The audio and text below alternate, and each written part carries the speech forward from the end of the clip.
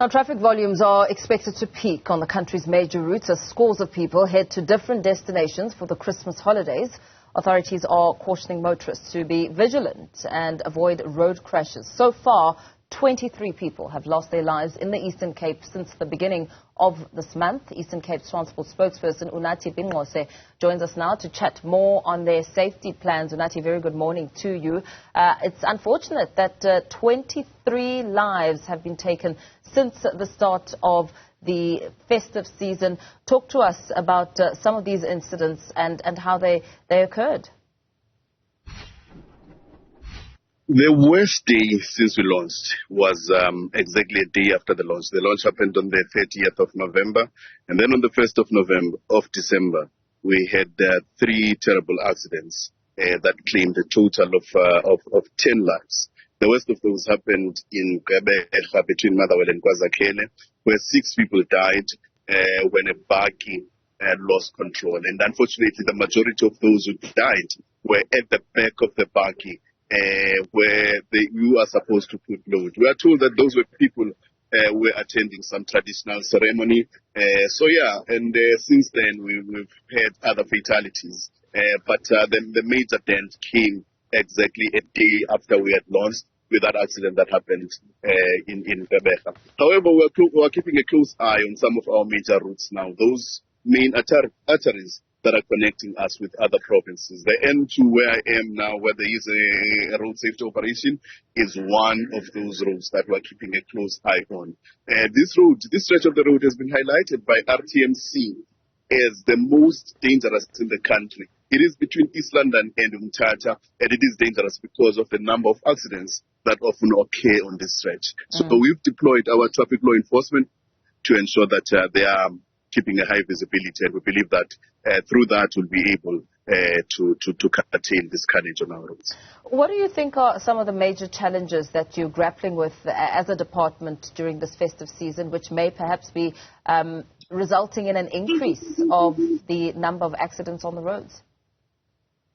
Look, we've got to commend our traffic law enforcement officers and all the rapid response teams. They have done a sterling work so far, and so they have over the years. However, our major challenge comes from us as drivers, you and I as drivers, because we're seeing a lot of head-on collisions, and head-on collisions are down to driver behavior. And unfortunately, they often tell a story that one of the drivers who unfortunately gets injured or even dies in an accident was on the right side of the road. So we are keeping a close eye on those roads that we've spotted over the years, that they've been hotspot areas, to ensure that those who are not abiding by the rules of the road are arrested. I mean, in this operation that I'm in right now, there are 2 drivers that have been arrested on suspicion of driving under the influence of alcohol.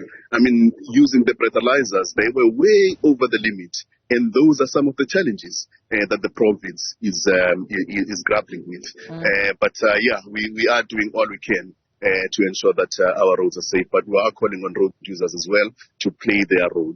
We are saying to them, maximum focus is the minimum requirement every time they get on our roads. And those who are driving under the influence of alcohol, the lucky ones will be those who will be arrested like this one. But unfortunately, many, when they get away from our clutches, they end up causing accidents that will change their lives forever if they do not take them. Yeah. The condition of some of the roads have also been highlighted as a matter of concern. I understand that SANRAL is trying to update road users on roadworks which are set for the holiday season in the Eastern Cape, roads such as the R58, which is going to be repaired and upgraded during the festive season. How much of the schedule do you know about when it comes to upgrades and perhaps roads that motorists will have to perhaps avoid or approach with caution as the roadworks are underway?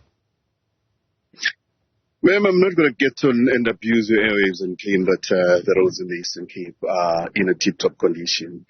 But I've got to commend SANRAL for the work that they are doing. And of course, the province of the Eastern Cape, they have invested a lot of money towards improving the quality of roads. And as I'm speaking to you now, there are quite a number of roads that are under construction. The N2, this stretch that I'm in, but closer to Ekong, formerly King Williamstown, there's a lot of road work that is taking place there. If you go further down the N2 between Mthatha and Kumbu, there are also some road works that are taking place there.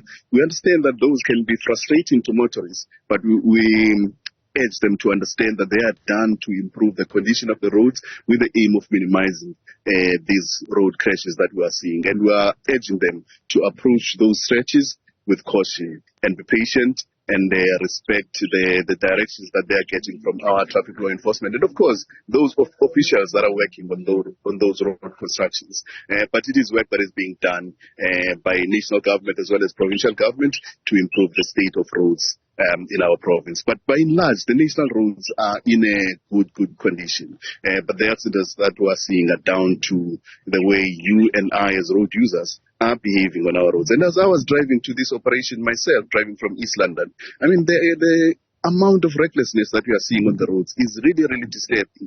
You'll see a car overtaking another car that is already overtaking, and they will occupy 3 lanes in a road. That's something that I saw as I was driving to this operation. And those are some of the things that have tainted the reputation of this road, because they are leading to crashes that are often fatal. With the ongoing roadworks to flood damaged road infrastructure, do you believe that you can do more in terms of boosting safety measures and, communicating the messages around road safety during this festive season as a department? We are excited about the roadworks that are happening in our province. But of course, it's certainly not ideal that they are continuing to this time of the year. But unfortunately, major road constructions like the ones that are happening on many of our roads in the Eastern Cape take years to complete. But we've got to commend the road constructors for ensuring that where they are working, there are bypasses. All that we are calling for, particularly from road users, is for them to approach those stretches with caution and respect the warning signs that are there. But we are hopeful that we'll be able to make a dent. It's so unfortunate that we've lost over 20 lives so far, and we can only hope that it won't get any worse than it already is right now. Because over the past 3 festive seasons, unfortunately, we have lost in excess of 200 lives each of the past 3 festive seasons. And having said that, we've managed to decrease the numbers, because in 2020, we had lost 221 lives. 2021, it was down to 210. Last year, it was 205. But the most disturbing thing for us, in as much as there is that decline, is that we are still over the 200 mark. Yeah. And we're hoping that it won't get anywhere close to that this year. And we are calling on a collective approach from traffic law enforcement officers as well as road users to work together. And another thing that we have noticed over the years is that we are losing a lot of pedestrians as well. They are major contributors in these numbers in terms of fatalities. So a lot of attention tends to be put on motorists in particular, but pedestrians are losing their lives a lot on our roads. And over the year, we've done a lot of campaigns teaching them that they need to put the headphones away from them, because you'll see many of them walking with ears covered with earphones and their eyes fixed on their cell phones with no attention of what is happening around them. And with that, we often see accidents taking place. And of course, the taverns that are on the side of the roads are another contributing factor to the death of pedestrians in our province. Yeah, absolutely. So very quickly before we let you go, of the 23 lives lost to date, have you managed to identify the people as well as be in touch with their families? How's that process gone? Yes, we have been able to identify all those who were injured on our road crashes, and of course those who unfortunately lost their lives. And of course, in terms of keeping an eye on fatalities, we generally look at those who lose their lives on the scene of the accidents and those who lose their lives 2 weeks, 14 days after the accident while in hospital as a direct result of those accidents.